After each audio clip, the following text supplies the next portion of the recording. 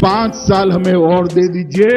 आसाम को बाढ़ मुक्त बनाने का काम भारतीय जनता पार्टी कर।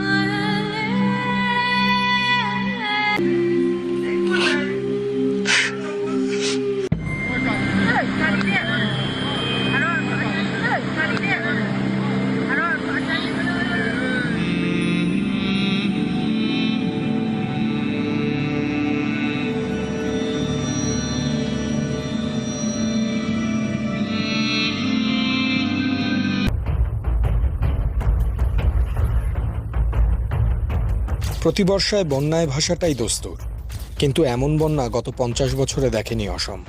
68 জনের মৃত্যু, প্রায় 7.5 লক্ষ মানুষ বিধ্বস্ত এবারের বন্যায়।